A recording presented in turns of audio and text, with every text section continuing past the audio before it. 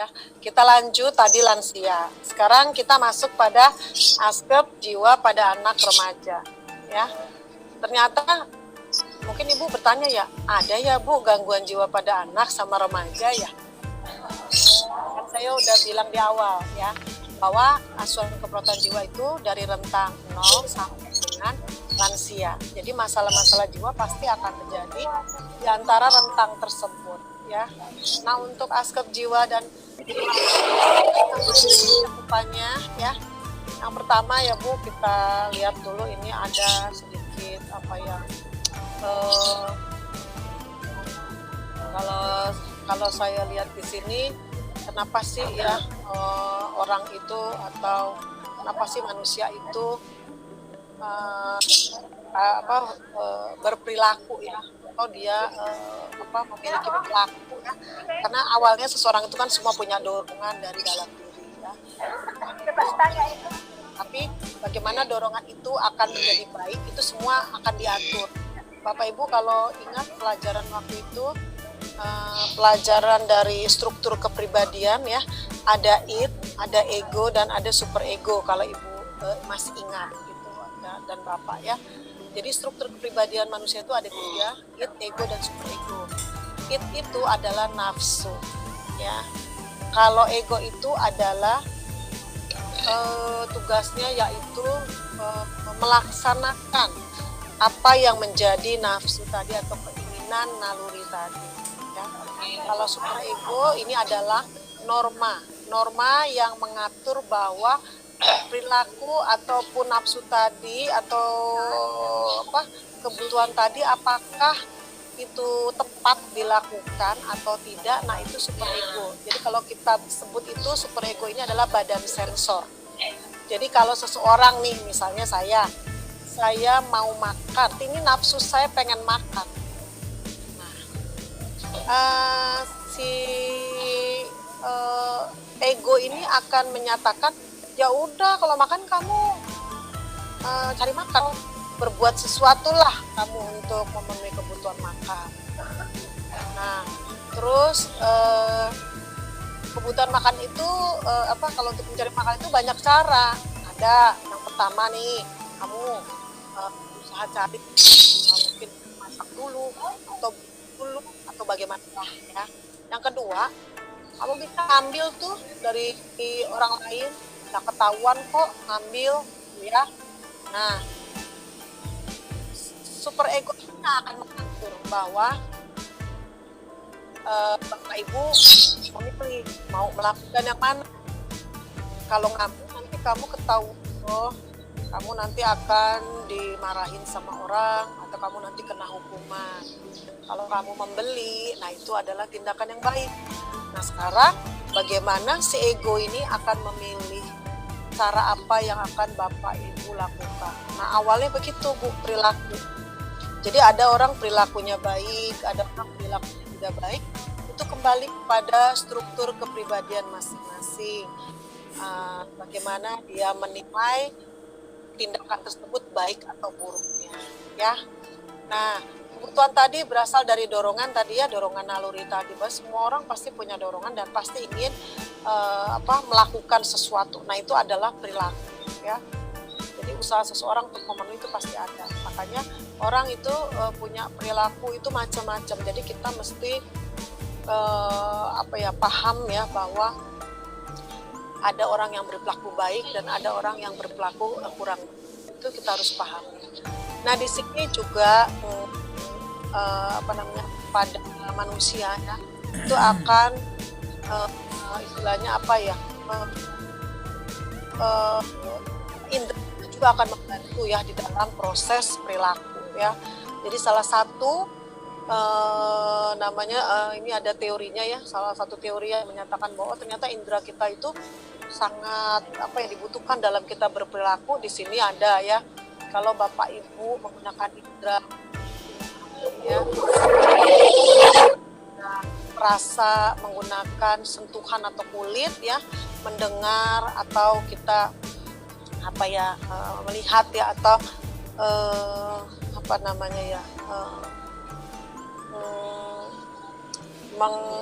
menganalisanya ya di sini ada beberapa prosentasi ya, bahwa ternyata seluruh indera kita itu berfungsi di dalam kita berperilaku.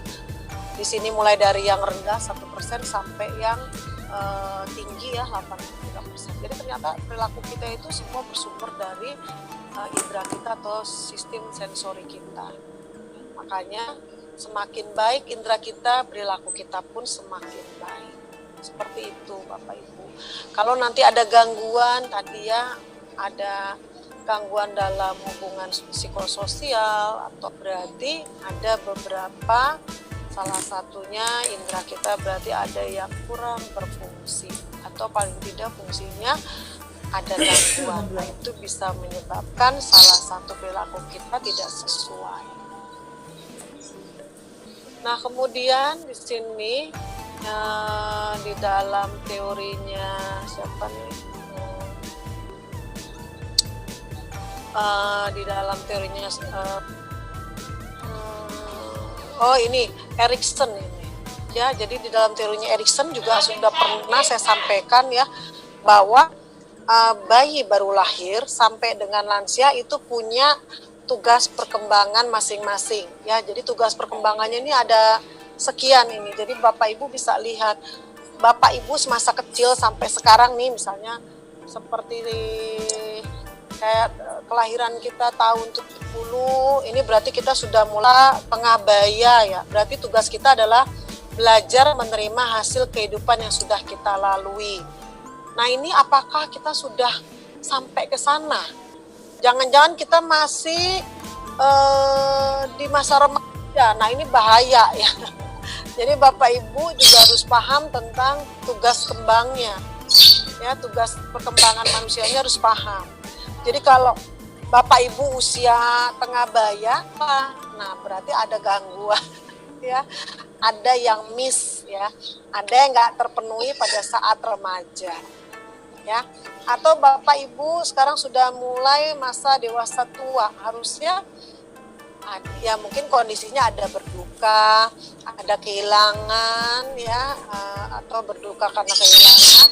Kemudian bisa juga mengembangkan perasaan keterkaitan atau keterikatan dengan budaya-budaya. Tapi kalau Bapak Ibu masih di tahap masa dewasa muda, berarti ada apa? Berarti ada yang salah nih dalam hidup kita.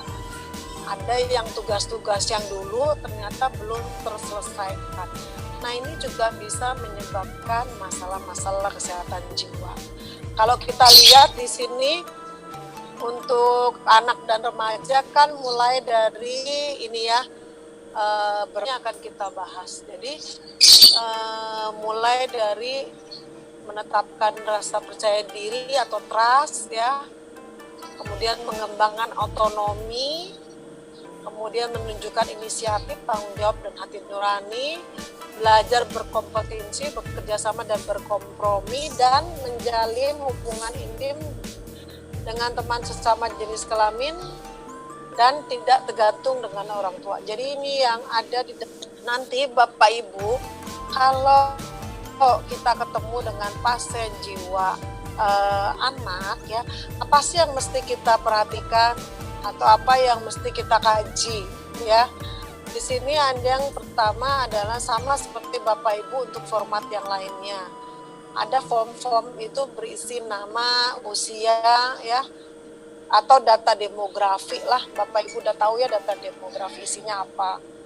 Kemudian yang kedua adalah aktivitas kehidupan sehari-hari. Nah, ini Bapak Ibu kenapa harus kita tanya aktivitas kehidupan sehari-hari anak ya, tentang gizinya, berat badan, jadwal makan, minat terhadap makanan, kebiasaan tidur dan eliminasi. Karena apa? Karena kondisi gizi ini akan mempengaruhi kesehatan pada anak ya, dan juga baik kesehatan fisik ya, kemudian psikologis ya, maupun sosial. Kenapa? Karena dengan kondisi yang baik pasti anak punya fisik yang baik sehingga tidak menyebabkan stres terhadap kondisinya, dan dia bisa aktivitas karena tadi kondisinya sehat. Jadi ini adalah sangat baik ditanyakan buat pasien-pasien jiwa anak, karena kita bisa lihat dari kondisi-kondisi ini kenapa dia mengalami gangguan jiwa ya. Kemudian Di situ juga ada nih riwayat-riwayat kelahirannya, penyakitnya, pengobatan yang diterima anak, itu juga mesti kita tanya. Karena apa?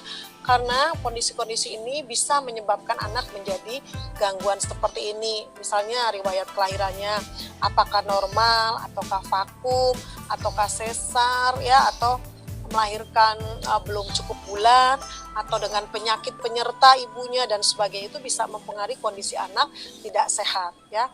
Kemudian riwayat alergi, pengobatan ataupun penyakit, khususnya obat-obatan. Ini bagi ibu-ibu yang sakit atau menderita penyakit tertentu yang mengkonsumsi obat, ini juga akan sangat mempengaruhi apabila dia hamil, dan suatu ketika anak yang dilahirkan akan membawa kondisi-kondisi terburuk buat si anak tersebut. Nah, ini juga yang harus diperhatikan.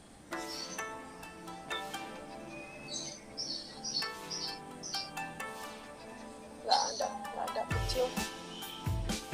Kemudian fisik, ya, kita periksa head to toe. Ditakutkan ada kecacatan atau ada hambatan di dalam kondisi fisik, itu harus kita perhatikan.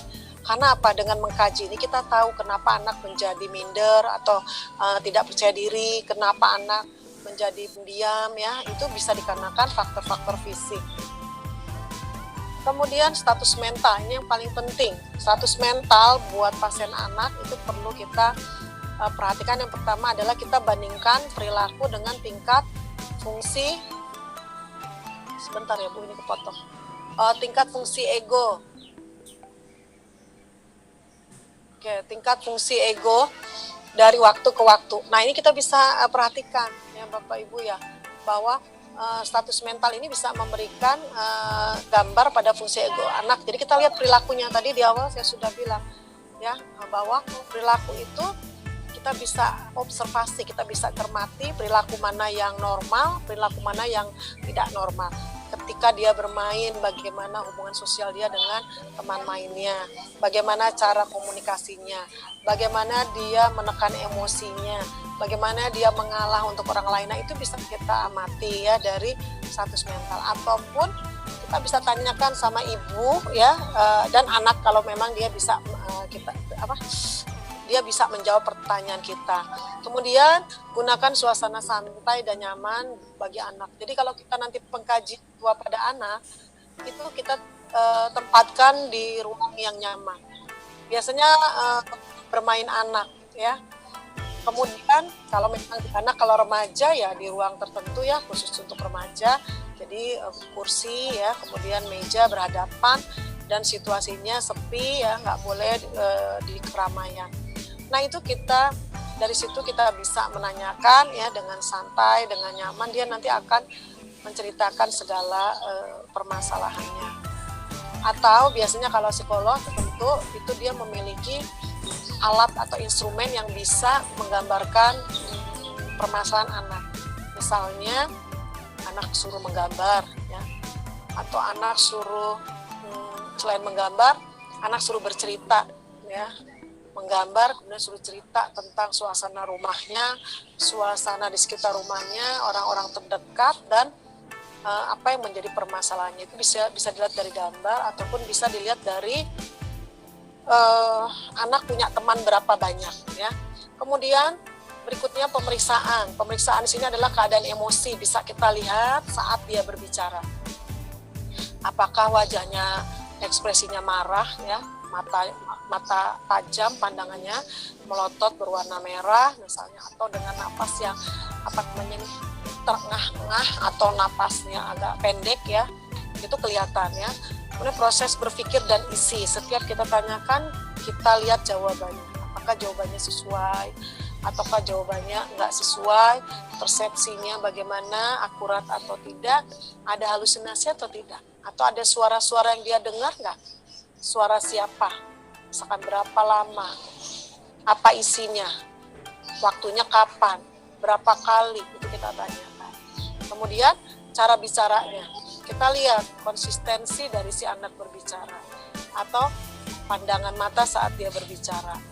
Orientasinya terhadap waktu, tempat, orang bagaimana. Kalau baik berarti dia baik.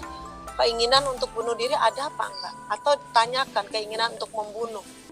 Nah, mungkin kalau anak yang bisa diajak bicara. Oke, kalau anak-anak ya kita tanyakan sama ibunya, ada nggak dia kadang misalnya merusak, bukan merusak, memukul binatang kesayangannya ataupun memukul binatang di luar atau apa, itu kita harus perlu tanyakan. Karena apa?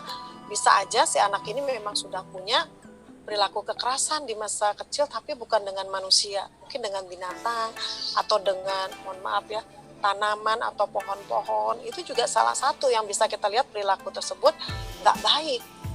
Misalnya kayak dia memukuli kucingnya, menyiksa ayam mungkin atau binatang kesayangannya. Nah, itu yang harus kita perhatikan.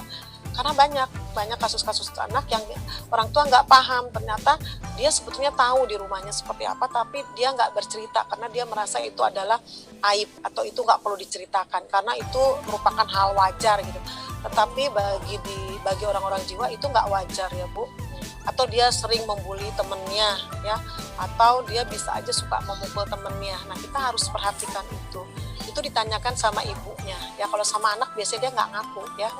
Kemudian hubungan interpersonal bagaimana di rumah, dia bermain sama siapa aja, kemudian selain di rumah sama saudaranya atau apalagi yang dia lakukan, itu kita tanyakan. Karena kalau asuhan kekuatan jiwa pada anak ini agak sulit ya Bu, jadi untuk kita kaji ke anak agak sulit, jadi kita lakukan banyak observasi. Kalau untuk wawancara kita lakukan sama orang tua, karena orang tua itu yang merawat pasien, dia biasanya lebih tahu, kecuali orang tuanya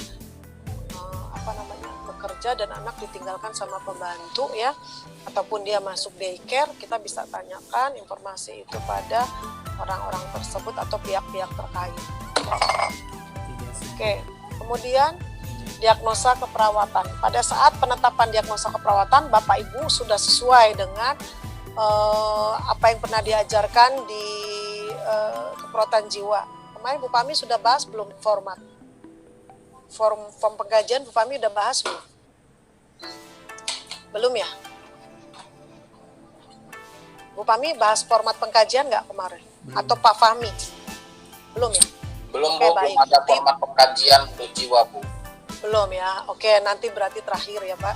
Bapak Ibu nanti diingatkan aja si pen ya kalau format pengkajian belum dibahas, karena memang itu harus dibahas, karena Bapak Ibu nanti akan terjun praktek ke jiwa itu betul-betul menggunakan format ya, format itu lengkap ya. Beda kalau dengan S1, kalau S1 mereka hanya mempraktikkan SP saja dan diskusi LP. Kalau profesi mereka baru terjun. Nah, kalau Bapak Ibu kan langsung nih, karena D3 jadi semester 6 itu, 5-6 itu udah banyak keluar ya praktek. Nah, untuk askep anak di sini biasanya kita menggunakan psikiatrik nursing diagnosis ya, atau disebut ND. Ini ada di DSM 4 juga di situ ya. Kita juga menggunakan DSM 4 juga untuk diagnosis, dan statistik manual of mental disorder juga menggunakan NANDA ya. Kalau sekarang Bapak Ibu bisa menggunakan SDKI ya, boleh, karena SDKI juga itu melihat dari NANDA dan DSM 4 serta PND. Jadi di situ juga sudah betul ya. Hanya nanti Bapak Ibu ini aja lebih fokus pada data mayor dan minor, itu dicocokkan mana data yang tepat buat pasien, itu nanti yang akan menjadi acuan Bapak Ibu menetapkan diagnosa. Ya, jadi menggali datanya harus betul-betul. Nah, untuk tujuan umum anak yang dirawat di unit keperawatan jiwa apa aja sih yang harus dilakukan ya? Yang pertama adalah kita memenuhi kebutuhan emosi anak dan kebutuhan untuk dihargai. Jadi kita sepakat kalau di anak itu ya, apapun pencapaian anak harus kita hargai. Misalnya anak udah makan, kita harus berikan applause atau reward buat anak setelah makan. Kemudian setelah dia menggunakan pakaian, pokoknya apapun kita harus hargai supaya emosinya itu dia emosinya itu terstimulasi ya, sehingga dia bisa senang ya, jangan sedih terus gitu ya. Kemudian memenuhi ketegangan dan kebutuhan perilaku yang defensif. Nah, ini juga ya, mengurangi ketegangan dan kebutuhan perilaku yang defensif. Nah, ini kita jangan sampai membuat anak emosional ya, atau jangan sampai membuat anak menjadi Jadi kalau salah dia mempertahankan kesalahannya itu defense ya. Jadi misalnya kalau salah habisnya bukan saya gitu ya. Jadi anak biasanya suka nggak mau disalahkan, itu namanya defense. Itu nggak boleh seperti itu ya. Karena banyak anak-anak yang kita tidak paham kalau dia mengatakan itu ibu biasa-biasa aja atau bapak ya. Itu jangan sampai begitu, berarti dia nggak mau disalahkan. Nah itu harus hati-hati. Kemudian membantu anak untuk menjalin hubungan baik atau positif dengan orang lain. Caranya adalah sosialisasi. Membantu mengembangkan identitas anak. Jadi anak harus paham siapa dirinya, jenis kelaminnya, perannya apa ya, dan apa yang harus dicapai untuk anak usia tersebut ya. Itu harus tahu. Kemudian memberi kesempatan menjalani tahap tumbangnya yang belum terselesaikan. Misalnya ada anak yang pintar bicara dulu dibandingkan jalannya. Itu kita harus menyelesaikan supaya keduanya seimbang ya. Jadi kalau jalannya udah bagus, kita ajarkan komunikasinya atau verbalnya atau sebaliknya ya. Kemudian membantu anak berkomunikasi secara efektif. Jadi kalau anak komunikasinya sudah nggak baik, misalnya nih bodoh amat gitu ya, tahu gitu ya, maaf nih. Jadi itu yang harus kita sampaikan. Kenapa kamu bicara begitu? Maksudnya apa? Nggak baik begitu. Karena apa? Dari situ itu nanti akan terbentuk komunikasi yang nggak efektif nanti kepada orang, dan akhirnya dia selalu berselisih sama orang. Kalau berselisih dia bisa berantem atau dia bisa menarik diri. Nah akhirnya dia nggak mau ketemu orang. Nah itu jadi awal itu yang harus kita hadapi supaya si anak ini nggak seperti yang tidak kita inginkan. Kemudian mencegah anak menyakiti dirinya atau orang lain. Jadi kalau anak sudah mulai memukul, ibu harus panggil, bapak harus panggil, alasannya apa. Dan baiknya apapun alasannya tidak boleh melakukan tindakan perilaku kekerasan. Itu harus disampaikan ya Bu ya. Jangan juga dipukul kembali anaknya, jangan, tapi dipanggil di dalam, dinasihati, jangan di depan temennya ya, karena hal itu akan membuat si anak menjadi nggak percaya sama bapak ibunya. Kemudian membantu anak memelihara kesehatan fisiknya, ini udah jelas, dan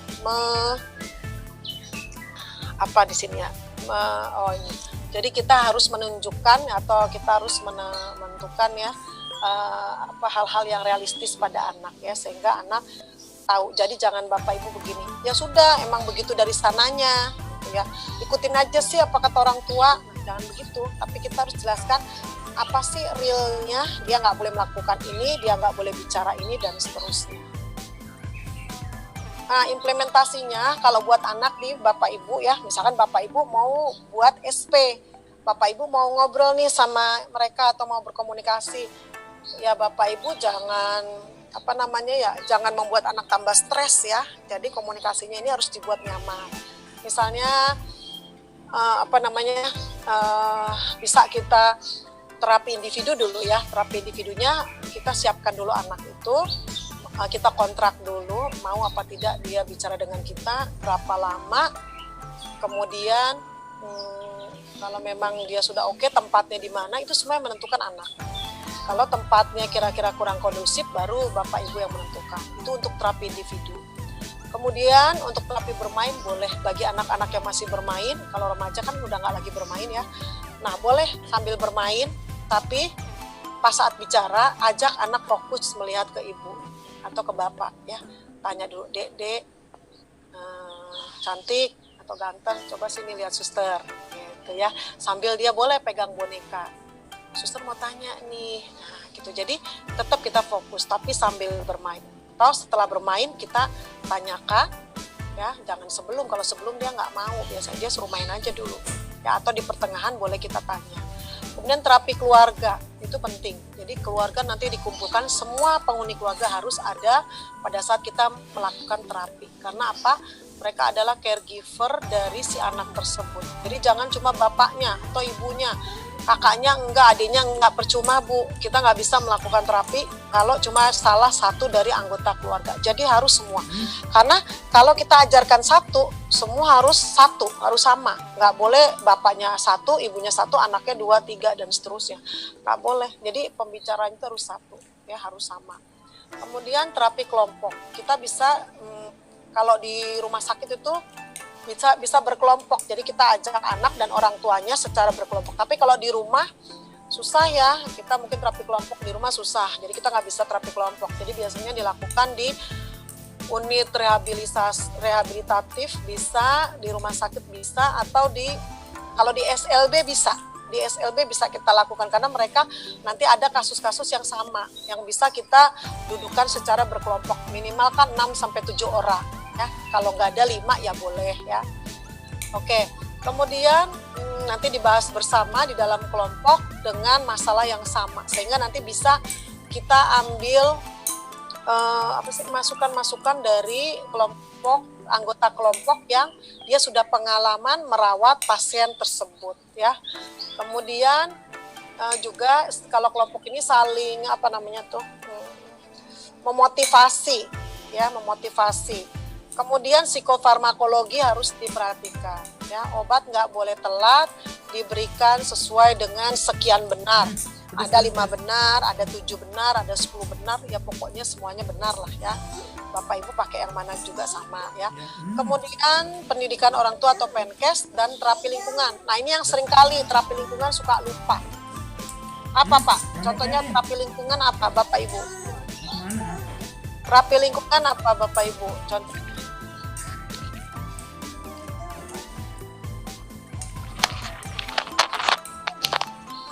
Terapi lingkungan apa? Yang kita suka lupa tuh. Kadang-kadang ibu udah siap nih, mau praktek ya di depan dosen nih. Ternyata semuanya udah siap, SP-nya, LP-nya, pokoknya semuanya ibu udah siapkan. Ibu lupa nih biasanya terapi lingkungan. Apa Bu contohnya terapi lingkungan? Fokus. Mengajarkan anak buang sampah, jangan sembarangan. Peralatan. Ayo Pak Andi, terapi lingkungan apa? Siapa tuh buang sampah tadi yang ngomong? Pak Andi apa Penamin? Terapi lingkungan, ayo apa? Maksudnya suasana lingkungan yang mendukung gitu? Iya, apa? Ya apa? Maksudnya kalau mau ngajar ya siapkan fokus, ruangan yang kondusif gitu. Hari ini kan mau terapi ke anak Bu atau remaja. Jadi lingkungannya yang bagaimana?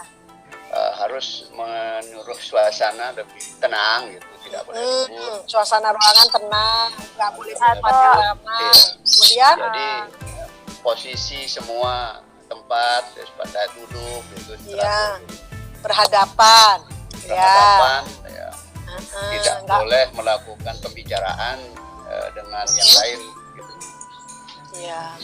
Jadi dia harus fokus. Kalau pasiennya belum berhenti, kita jangan sela, kecuali pembicaraannya sudah kemana-mana ya, atau tidak fokus, boleh kita berhentikan atau kita cut ya. Kemudian terapi lingkungan lainnya macam-macam ya tadi ya. Kita harus duduk berhadapan, nggak boleh kadang-kadang mahasiswa nih suka ngajak pasien duduknya kadang di jalanan tuh ya, nggak boleh ya. Jadi harus di kursi supaya dia nanti saat di rumah dia melakukan hal-hal yang baik ya. Jadi seperti itu. Kemudian setelah itu kita evaluasi ya. Evaluasinya di sini sesuai dengan apa yang sudah kita lakukan. Biasanya keefektifan kita ya menanggulangi perilakunya seperti apa. Kemudian kemampuan melakukan asuhan mandiri ya. Kemudian kemampuan menggunakan kegiatan program rekreasi atau proses belajar juga boleh. Responnya bagaimana, status mental dan koordinasi dan rencana pemulangan. Kemudian di sini ada salah satu contoh ya, askep pada anak tunagrahita ya. Ini biasanya memiliki intelijensi di bawah rata-rata. Tahu ya Bu, tunagrahita apa ya, Bapak Ibu? Keterbelakangan mental. Iya. keterbelakangan mental ya. Oke, dia biasanya kategorinya ada yang ringan, sedang, dan jika berat atau sampai berat ini IQ-nya, intelligence quotient-nya itu kurang dari 20 sampai 25. Kalau untuk yang ringan ini masih bisa lah sekolah umum ya. Tapi kalau sudah di bawah ini sudah susah ya, jadi memang harus khusus ya ininya intervensinya. Kemudian di sini bisa kita lihat ya Ibu ya, tingkat dan klasifikasi IQ ya.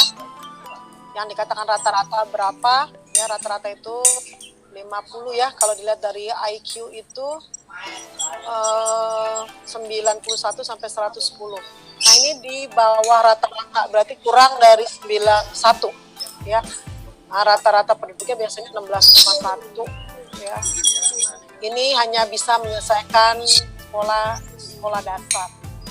Dan untuk yang berat ya memang nggak bisa. Jadi kita betul-betul harus merawat pasien itu di rumah, dan makanya orang tua ini harus penting sekali kita berikan pembelajaran untuk anak-anak seperti ini.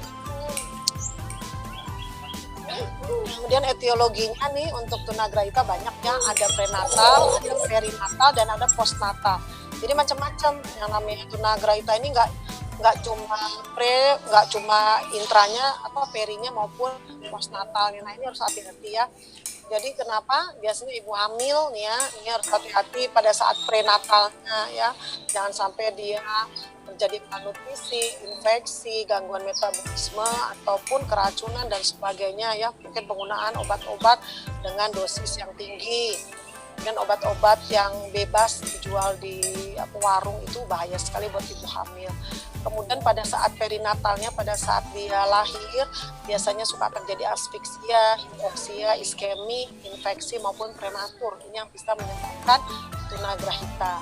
Dan postnatalnya biasanya dia ada malnutrisi, ada perdarahan intraventrikuler, ada kejang, ada meningitis, atau mungkin ada juga emosi ibunya tahan ya, depresi pada saat proses kehamilan sampai dengan postnatal. Nah, peran perawat dalam pencegahan tunagrahita ya biasanya program kita di primer itu ada imunisasi, ada program anak sehat, dan ada intervensi untuk ibu hamil supaya dia imunisasi dan cukup gizi serta menjaga emosinya.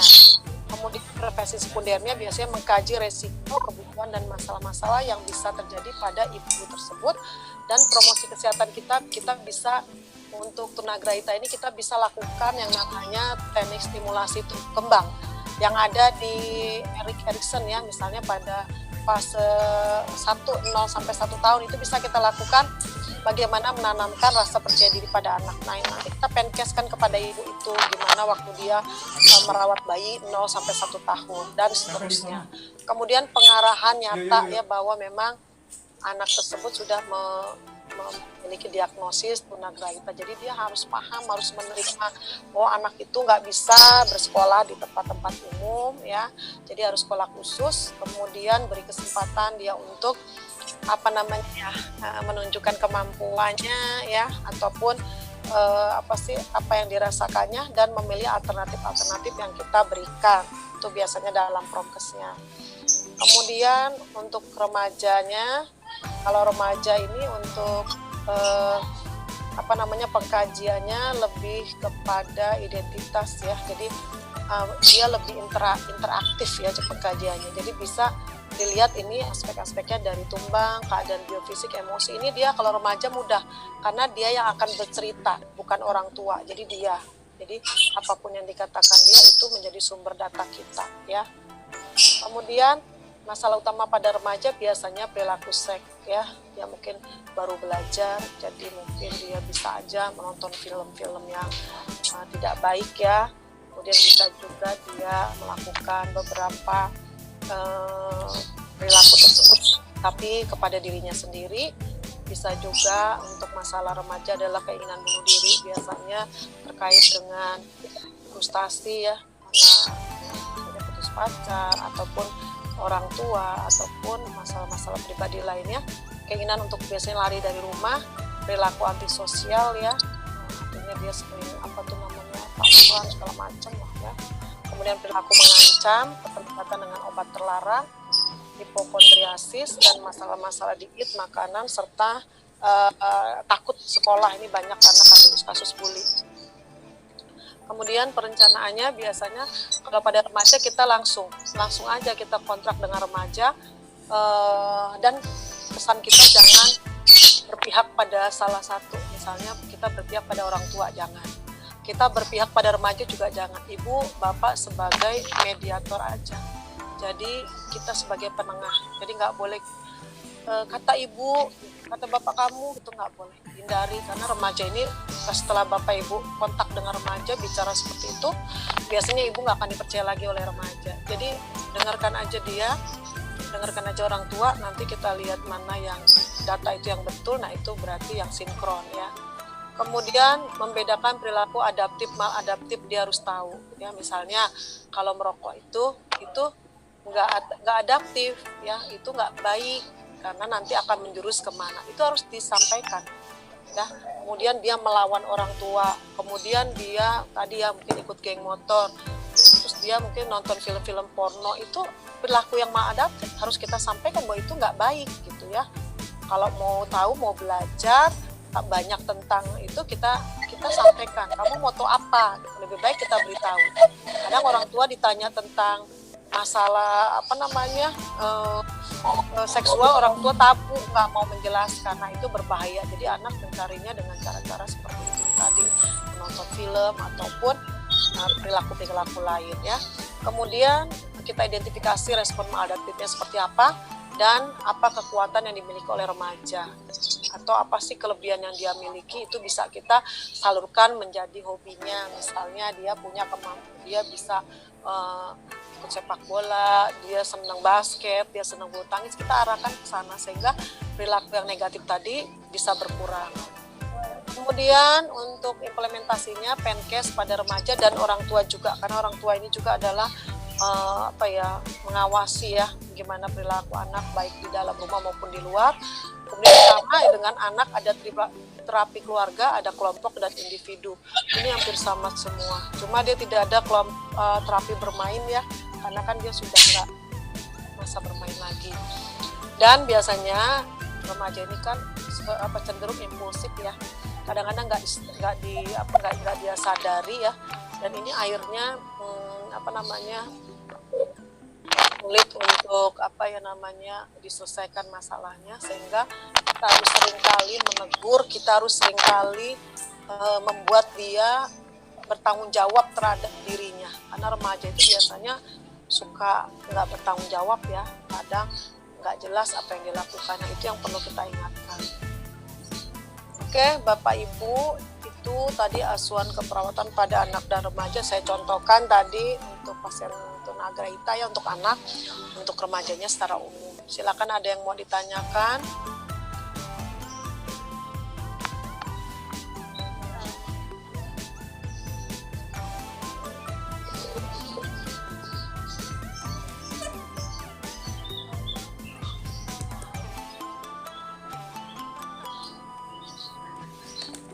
Ada yang mau ditanyakan? Dan ini kalau untuk remaja nih, kadang-kadang kan kita nih orang tua atau orang tua merasa kita anak-anak kan lebih modern nih. Kita kadang-kadang mama ini kuno misalnya gitu ya Bu, seperti itu. Jadi mungkin solusi dari orang tuanya itu tidak sesuai dengan perkembangan zaman mereka gitu. Nah, apakah kita juga harus update terus hingga bisa untuk menyelesaikan permasalahan mereka, atau ya rambu-rambu kita masih harus kita pakai gitu ya, karena memaksakan diri. Oke, ada yang mau ini? Ada yang mau komen?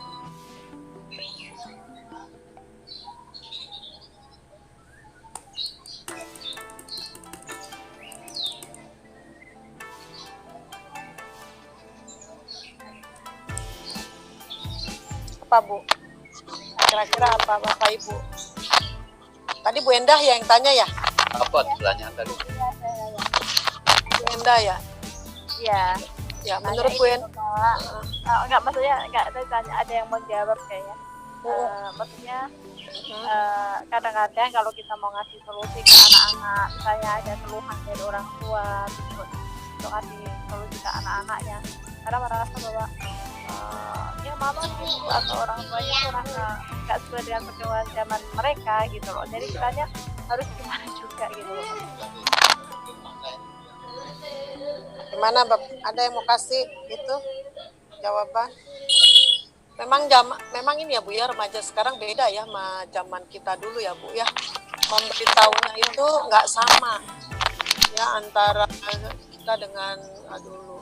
Kalau itu kita ditakut-takutin iya aja. Kalau sekarang ditakut-takutin nggak ini Bu. Dia nggak takut, justru dia malah dia pengen tahu. Jadi kita jangan takut-takuti. Jadi kita lebih baik kasih tahu aja. Mohon maaf nih, misalnya kalau kamu tahu nggak narkoba misalkan dia tahu lah mah gitu ya. Nah kalau kamu tahu apa sih narkoba itu, kita tanya aja gitu Bu, gini. Terus dampaknya apa? Gini. Nah kamu udah tahu dampaknya tuh. Menurut kamu bagaimana? Nah gitu Bu. Jadi kalau sama remaja kita tanyakan aja sama dia lah udah pinter dari kita Bu. Dia udah pinter dari kita. Jadi kita percuma ngomong ya karena apa, dia sudah tahu dari kita. Jadi kita tanyakan kalau dia sudah tahu ini, udah tahu itu, apa dampak. Nah sekarang kalau kamu mencoba-coba itu apa yang terjadi? Nah kalau itu dia kadang suka nggak tahu tuh, cuma taunya ya udah tuh mah yang ada di TV gitu ya. Tapi kamu tahu nggak dampaknya? Nah dari situ ibu langsung kasih tahu dampaknya, misalnya ya disampaikan keluarga, kemudian masa depan dia. Kamu tahu nggak kalau kamu narkoba? Yang pertama, kamu akan terjadi yang namanya adiksi. Kamu akan ketagihan terus dan itu kamu akan tergantung sampai kamu mati. Gitu. Sampaikan aja gitu Bu. Artinya sampai endingnya. Dia kan ketakutan tuh kalau udah denger gitu Bu. Ada juga yang bandel. Tapi biarkan aja. Kita udah kasih tahu gitu. Pertama, nanti kamu cari kerja susah. Karena apa? Udah orang pemakai itu kelihatan. Bekasnya juga kelihatan di tangan ataupun kamu nge-fly-nya kelihatan dari mata. Mau kerja susah. Kemudian kamu nanti ya kita sampaikan begitu, untuk semuanya kamu akan sulit karena orang yang sudah kena obat ini biasanya nanti gangguan kognitif, gangguan berpikir, untuk bekerja nggak bisa, untuk main sama teman juga nggak nyambung karena kamu bawaannya ngantuk dan nggak fokus. Jadi buat seperti itu. Jadi dampak yang paling buruk diberitahu. Kemudian yang kedua itu masalah narkoba. Kalau masalah misalnya merokok, nah itu disampaikan juga ya, merokok dampaknya apa dan seterusnya. Seperti itu. Jadi lebih baik gali aja informasi dari mereka biasanya sudah lebih pandai dari orang tua. Jadi jangan kita ngajarin, dia kalau diajarin nggak suka, nggak mau. Jadi diskusi gitu Bu Endah, oke?